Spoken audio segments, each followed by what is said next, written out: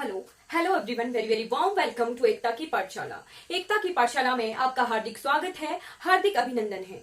अगर आपको मेरी वीडियोस अच्छी लगती हो तो उन्हें लाइक कीजिएगा और दूसरों तक जिनकी हेल्प हो सके वहां तक जो है शेयर कीजिएगा। मेरे चैनल को सब्सक्राइब कीजिएगा।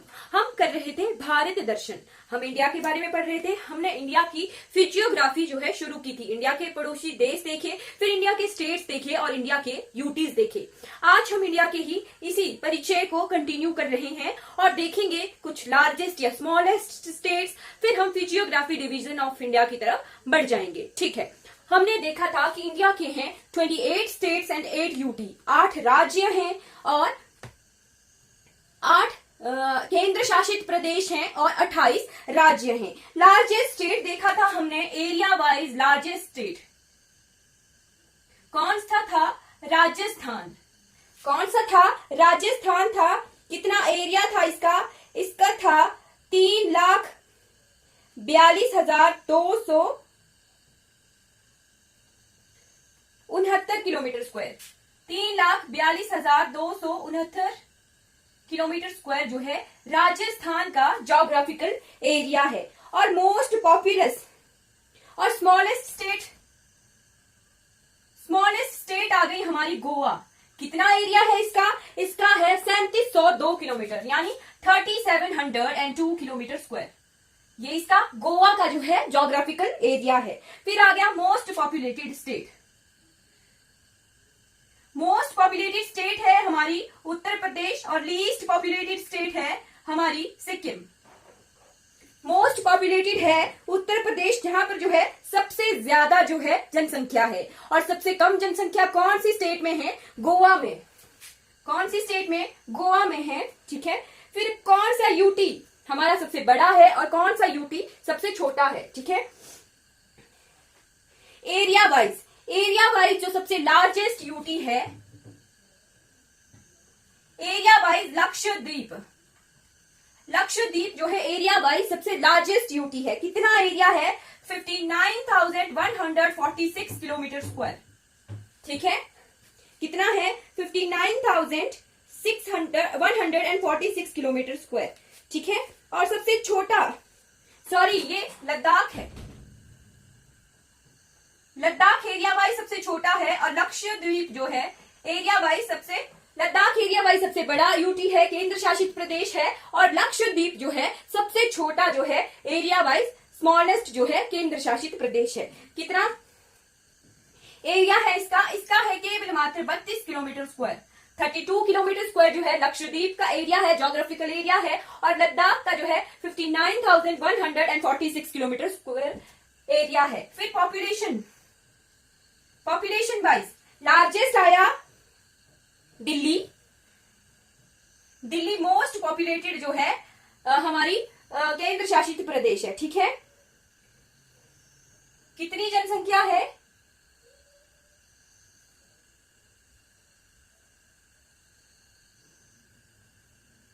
जी 1,67,87,941। 1,67,87,941 इतनी जो है 2011 की जनगणना के अनुसार दिल्ली की पॉपुलेशन है। और लक्षद्वीप जो है लीस्ट पॉपुलेटेड हमारा यूटी है। कितनी पॉपुलेशन है? 64493। ठीक है, 64,473 जो पॉपुलेशन है हमारे लक्षद्वीप यूटी की है। ठीक है, ये हमारा कवर हो गया। अब हम देखते हैं भारत के उत्तरी बिंदु, दक्षिणी बिंदु, यानी northern point, southern point, eastern point और वेस्टर्न पॉइंट्स। ठीक है, नॉर्थ में कौन सा सबसे उत्तरी बिंदु कौन सा है? साउथ में सबसे उत्तरी दक्षिणी बिंदु कौन सा है? ठीक है जी, भारत का सबसे दक्षिणी बिंदु है इंदिरा पॉइंट। इंदिरा पॉइंट क्या है? Southern point of India. कहां पर है जी? यहां जैसे है, ये ग्रेट निकोबार आइलैंड्स में है। ठीक है, ग्रेट निकोबार आइलैंड्स में है सबसे दक्षिणी बिंदु भारत का। ठीक है, पहले इसका नाम क्या था? पिंगमिलियन पॉइंट। क्या था? पिंगमिलियन पॉइंट।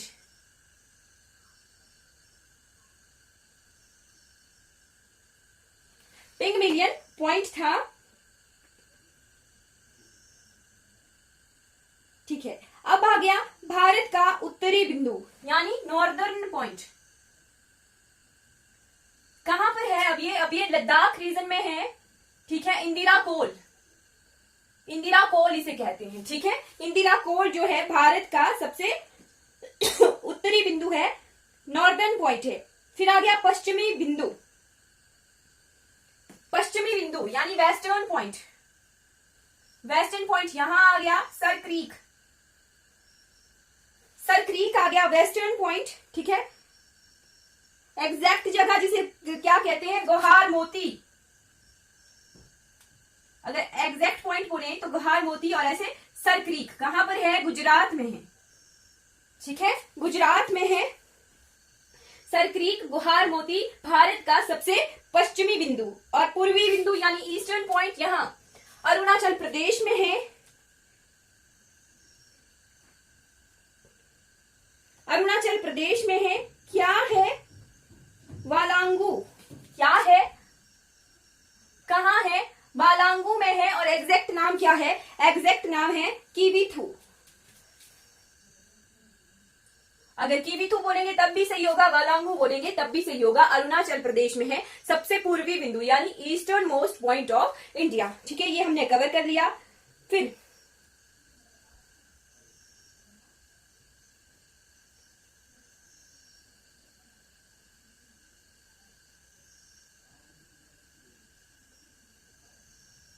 अब कुछ आगे सीमाओं के नाम।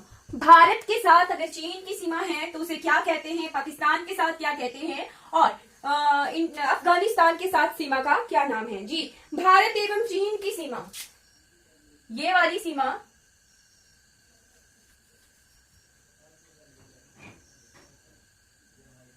भारत और चीन की सीमा, भारत और चीन की सीमा को जो है सन 1914 में जो है निर्धारित किया गया था। यानी सन 1914 ईस्वी में जो है बनाया गया था। कहां पर?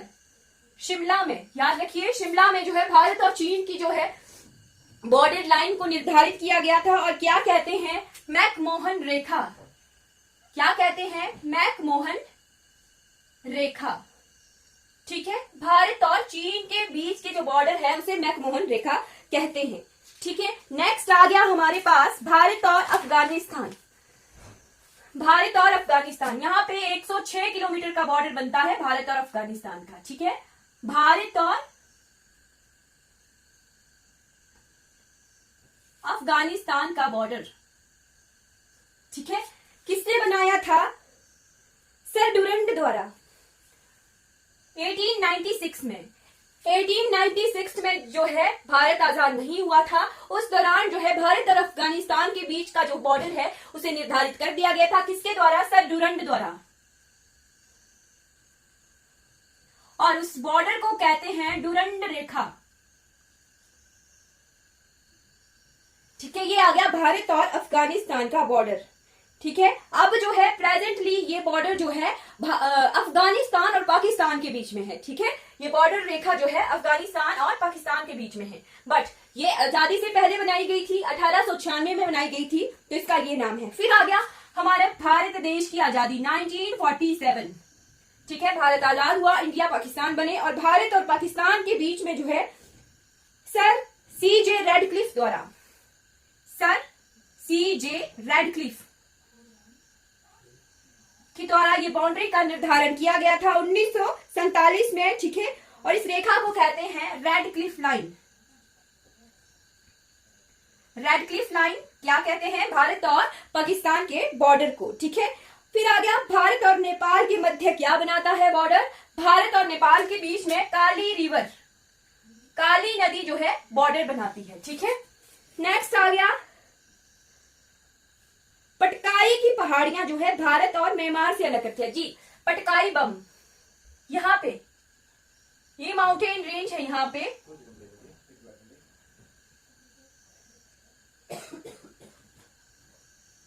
पटकाई बम पहाड़ियां। ठीक है, जो कि भारत और म्यांमार आजादी से पहले जो है बर्मा का नाम था। 1944 तक जो है इसे बर्मा कहते थे। ठीक है, इसके बीच में जो है पटकाई पहाड़ियां जो है बॉर्डर बनाती हैं, ठीक है। दक्षिण श्रीलंका भारत से पाक जल संधि और मन्नार की खाड़ी द्वारा अलग होता है जी। यहाँ पे है पाक स्ट्रेट एंड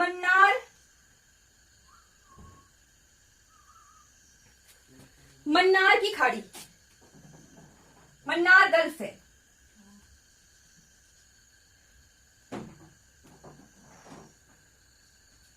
मन्नार की खाड़ी जो है श्रीलंका को भारत से अलग करती है, ठीक है। क्लियर हो गया। नेक्स्ट आ गया हमारे पास, और इसमें इस्थमस है, जल डमरू मध्य भी है। इसमें क्या है, ये राम सेतु। अब स्ट्रेट क्या होती है, टू वाटर बॉडीज को कनेक्ट करने वाली जो वाटर बॉडी होती है उसे स्ट्रेट कहते हैं। जल संधि, जोड़ना, संधि यानी जोड़ना, ठीक है। दो वाटर बॉडीज को कनेक्ट करने वाली जो वाटर बॉडी होती है उसे स्ट्रेट कहते हैं यानी संधि कहते हैं। इसलिए यहाँ पाक स्ट्रेट है जो कि मन्नार गल्फ और बे ऑफ बंगाल को जो है जोड़ती है, पाक स्ट्रेट। और राम सेतु इस्थमस है यानी धरती का पार्ट है जो कि दो वाटर बॉडी को अलग करता है, ठीक है। ये राम सेतु भी श्रीलंका और भारत के बीच में है, ठीक है, बॉर्डर बनाता है, ठीक है। अब आ गया हमारा भारत का मानक समय, इंडियन स्टैंडर्ड टाइम।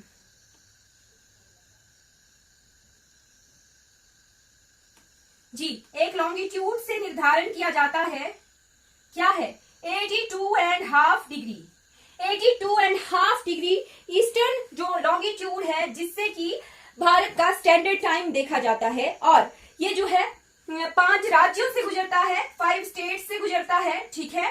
कौन कौन सी है मैं अभी बताती हूं। और ये 5.5 आवर्स आगे है, ठीक है, 0 डिग्री प्राइम मेरिडियन से।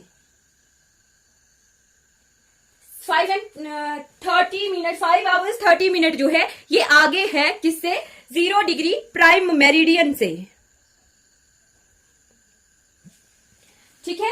कहां कहां से गुजरता है, 82.5 डिग्री ईस्टर्न लैटिट्यूड यानी इंडियन स्टैंडर्ड टाइम, ये गुजरता है उत्तर प्रदेश, जी ऐसे,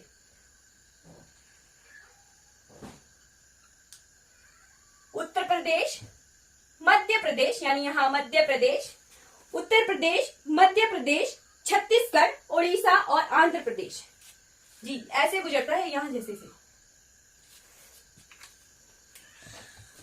ऐसे। ये यूपी से गुजरा, फिर एमपी से गुजरा, फिर छत्तीसगढ़ से गुजरा, ओडिशा से गुजरा और आंध्र प्रदेश से गुजरा, ठीक है। ये वाली लाइन जो है जी, यहाँ उत्तर प्रदेश हो गया, यहाँ एमपी हुआ, फिर छत्तीसगढ़, फिर उड़ीसा, फिर आंध्र प्रदेश, मध्य प्रदेश के बाद छत्तीसगढ़, छत्तीसगढ़ के बाद उड़ीसा, फिर आंध्र प्रदेश से, ठीक है। ऐसे ये वाला 82.5 degree latitude Indian standard time का IST लैटिट्यूड है। ये यहां से भारत का जो टाइम है, स्टैंडर्ड टाइम है, उसका निर्धारण होता है। लॉन्गिट्यूड जो होते हैं टाइम बनाते हैं यानी डे एंड नाइट बनाते हैं, और जो लैटिट्यूड्स हैं होते हैं वो हमारे सीजन्स बनाते हैं। ये क्वेश्चन भी आ सकता है, ठीक है। नेक्स्ट आ गया हमारा कर्क रेखा, ट्रॉपिक्स ऑफ कैंसर। ये आ गया हमारा 82.5 degree latitude. Tropics of cancer यानी कर्क रेखा कितनी है, 23.5 डिग्री, 23.5 डिग्री। कौन कौन सी स्टेट से गुजरती है, ये भारत के 8 स्टेट से गुजरती है, ठीक है।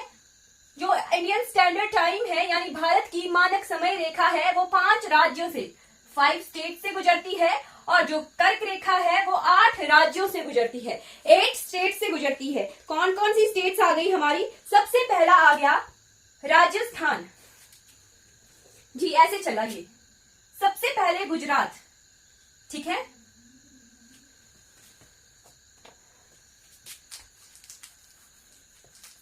गुजरात से ही शुरू करेंगे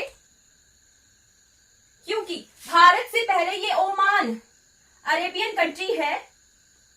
ये क्वेश्चन आया था कि कर्क रेखा भारत से पहले कौन से देश से आती है, ओमान, ठीक है, अरेबियन कंट्री है, जहां से गुजरती हुई ये गुजरात में आती है, बीच में अरब सागर है, ठीक है, क्या है, अरब सागर है। ठीक है, उसके बाद जो गुजरात में एंटर करती है, सबसे पहले गुजरात, फिर राजस्थान।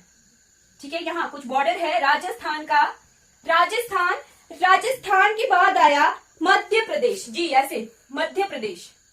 ठीक है, मध्य प्रदेश से गुजरी मध्य प्रदेश, फिर उसके बाद आया मध्य प्रदेश के बाद छत्तीसगढ़। जी बिल्कुल, यहां छत्तीसगढ़, ये वाला रीजन छत्तीसगढ़। उसके बाद झारखंड, झारखंड, झारखंड के बाद पश्चिम बंगाल, ऐसे वेस्ट बंगाल, वेस्ट बंगाल के बाद ये बांग्लादेश से गुजरती है, फिर भारत में एंटर करती है। कहां पे, वेस्ट बंगाल के बाद त्रिपुरा, त्रिपुरा, फिर मिजोरम और आगे म्यांमार में चली जाती है। मिजोरम और फिर म्यांमार में चली जाती है। कितने राज्य हो गए, गुजरात, राजस्थान, मध्य प्रदेश, छत्तीसगढ़, झारखंड, पश्चिम बंगाल, त्रिपुरा और मिजोरम। 8 टोटल स्टेट्स हो गई, जहां से क्या है, कर्क रेखा यानी ट्रॉपिक्स ऑफ कैंसर जो है गुजरती है। ठीक है, ये क्लियर हो गया। ठीक है,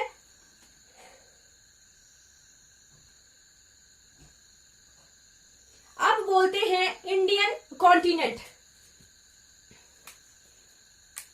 भारतीय उपमहाद्वीप में सम्मिलित देश। ठीक है, भारतीय उपमहाद्वीप माना जाता है। ठीक है, तो उसमें कितने देश है, यानी इंडिया और कुछ कंट्रीज को मिला के जो है इंडियन सब कॉन्टिनेंट कहते हैं। क्या कहते हैं, इंडियन सब कॉन्टिनेंट,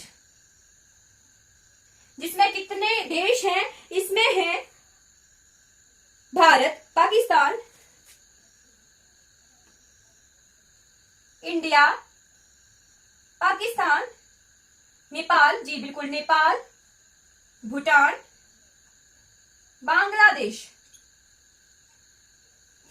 1 2 3 नेपाल, बांग्लादेश, ये आगे हमारे इंडियन सब कॉन्टिनेंट के कंट्री। इंडिया, पाकिस्तान, नेपाल, भूटान और बांग्लादेश। इंडिया, पाकिस्तान, नेपाल, भूटान और बांग्लादेश, ये आगे 5 कंट्रीज टोटल जो कि पार्ट हैं।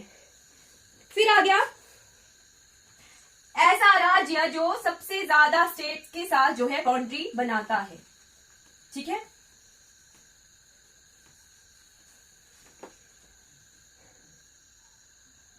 जी यूपी, उत्तर प्रदेश जो है सबसे ज्यादा स्टेट्स के साथ बाउंड्री बनाता है। किस किस के साथ बनाता है हम देखते हैं। यूपी ने बनाया उत्तराखंड के साथ, यूके 1, फिर आया हरियाणा, हिमाचल भी। ठीक है, हिमाचल,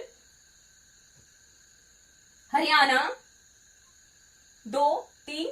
ठीक है, हरियाणा के बाद यहां पे देखिए, हरियाणा के बाद मध्य प्रदेश, यहां मध्य प्रदेश 4, मध्य प्रदेश के बाद छत्तीसगढ़ 5,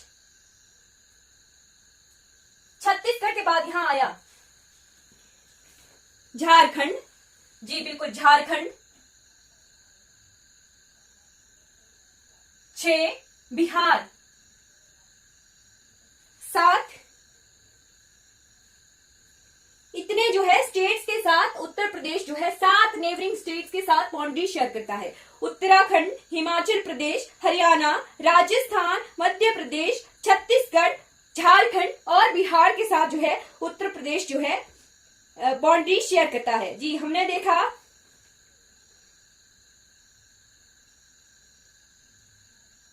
अब देखेंगे coastal line. Coastal line, plane से नीचे आप पेनिनसुलर की तरफ बढ़ जाते हैं, पठार की तरफ बढ़ जाते हैं। कोस्टल लाइन सबसे पहला आ गया गुजरात, जी बिल्कुल गुजरात की जो है सबसे ज्यादा तटीय रेखा है। कितनी है, 1663 किलोमीटर सबसे ज्यादा जो है तटीय रेखा है। कितनी है, 1663 किलोमीटर। अब काउंट कर लेते हैं कि कितने जो है राज्य हैं जो तटीय रेखा बनाते हैं। 1 2, महाराष्ट्र 2, कर्नाटक 3, केरला 4, तमिलनाडु 5, आंध्र प्रदेश 6, ओडिशा 7, वेस्ट बंगाल 8 है ना, और 9वां आ गया हमारा पश्चिम बंगाल। ठीक है, ये आगे हमारे टोटल गोवा, यहां गोवा है, हमने गोवा देखा ही नहीं। गोवा 28वां राज्य है जिसकी पणजी जो है राजधानी है। अगर पिछली वीडियो में कवर नहीं कर पाई हूं तो प्लीज गोवा को ऐड कर लीजिएगा। गोवा हमारा राज्य है जिसकी जो है स्मॉलेस्ट स्टेट है, जिसकी राजधानी पणजी है जी। गुजरात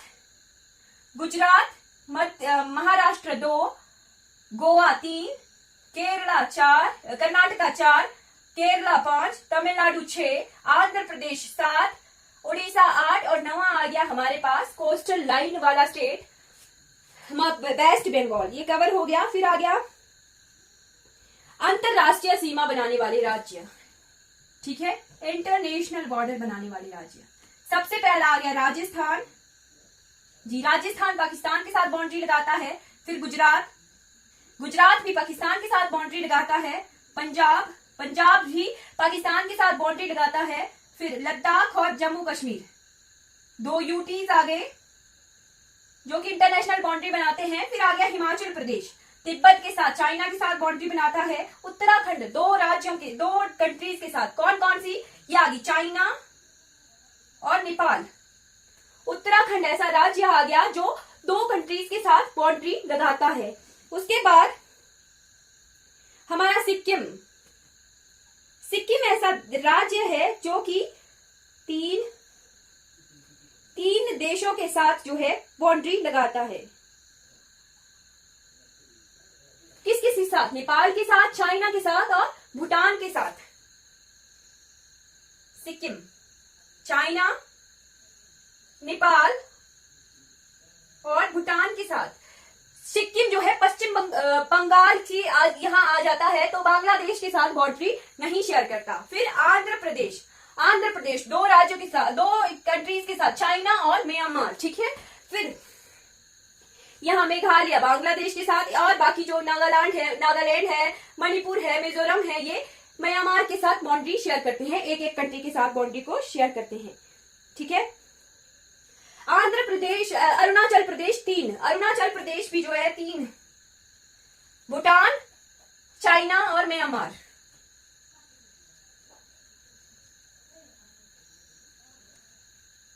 म्यांमार के साथ बाउंड्री शेयर करता है। 2 आगे हमारे पास ऐसे राज्य जो 3 देशों के साथ जो है बाउंड्री शेयर करते हैं, ठीक है।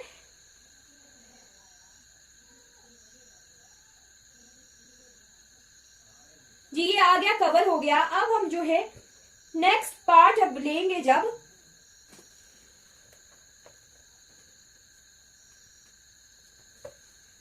उसमें जो है फिजियोग्राफी डिवीजन की तरफ बढ़ जाएंगे। बट हल्का सा आइडिया कि इंडिया के फिजियोग्राफिक डिवीजन किस तरह से हैं वो देख लेते हैं। फिर नेक्स्ट पार्ट में हम वो कवर कर लेंगे, ठीक है। नदियां पढ़ेंगे, दर्रे पढ़ेंगे, सब कुछ पढ़ेंगे, सब कुछ कवर हो जाएगा।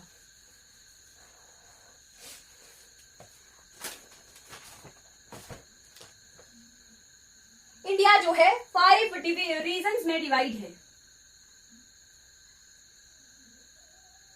इंडिया जो है 5 रीजन्स में डिवाइड है। कौन कौन से रीजन है? सबसे पहला आ गया हिमालय, दूसरा आ गया नॉर्दर्न प्लेन हिमालय, ठीक है। फिर नॉर्दर्न प्लेन्स आगे इंडो गैंगटिक प्लेन्स, यानी गंगा नदी के द्वारा बनाए गए जो भी मैदान है वो आ गए, ठीक है। फिर आ गया हमारा पेनिनसुलर प्लेट्यू, यानी ये वाला पार्ट, ठीक है। पठार, प्रायद्वीपीय पठार, ठीक है, पेनिनसुलर प्लेट्यू, ठीक है। 4th नंबर पे आ गया हमारा डेजर्ट, यानी गुजरात राजस्थान का एरिया, ठीक है, डेजर्ट आ गया। 5th आ गया हमारा कोस्टल प्लेन्स, यानी यहां के जो मैदान है, ठीक है, कोस्टल प्लेन्स। 5 मेजर जो डिवीजन है, ठीक है, मेजर डिवीजन है भारत के, वो आगे हिमालयाज, ठीक है, हिमालयन माउंटेन्स, नॉर्दर्न प्लेन जो कि गंगा द्वारा बनाए गए हैं, पेनिनसुलर प्लेट्यू यानी जो कि पठार है यहाँ पर, फिर आ गया डेजर्ट यानी गुजरात राजस्थान का जो एरिया है, मरुस्थलीय इलाका, और कोस्टल प्लेन्स यानी जो तटीय जो मैदान है वो वाले भाग जो है भारत के 5 रीजन में डिवाइडेड है।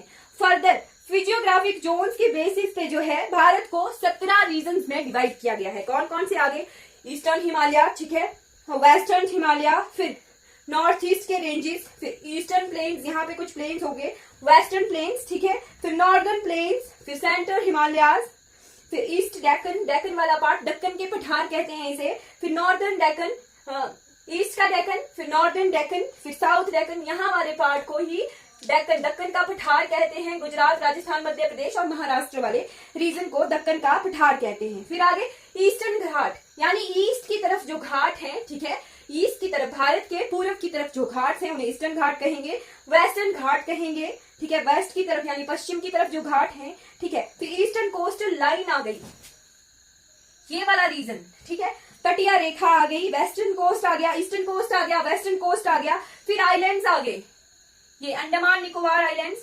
लक्षद्वीप आइलैंड्स और यहाँ कुछ पुडुचेरीज के भी आइलैंड्स हैं, ठीक है, ठीक है। फिर आ गया कॉन्टिनेंटल शेल्फ, यानी यहां से बाहर वाला रीजन, ये मतलब भारत के, एक आ गया कॉन्टिनेंट क्रस्ट, ओशनिक क्रस्ट भी कुछ होगी, जहां पे ओशनिक क्रस्ट भी है, शेल्फ जहां पे जो है बनते हैं हमारे बंदरगाह,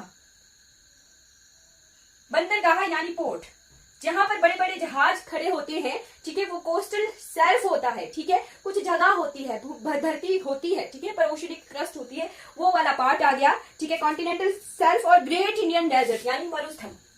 ये हमारे फिजिकल डिवीजन है, 17 डिवीजन है। फर्दर 5 रीजन के बाद जो 17 और डिवीजन है, भारत देश के 17 विभागों में डिवाइड किया गया है। इस तरह से हमने जो है फिजियोग्राफिक डिवीजन, जो ज्योग्राफिकल डिवीजन है इंडिया के, वो हमने कवर कर लिए। Thank you so much for watching this video. अब हम फर्दर जो है सब पार्ट्स में ये सारा सब कुछ कवर करेंगे। Thank you so much for watching this video.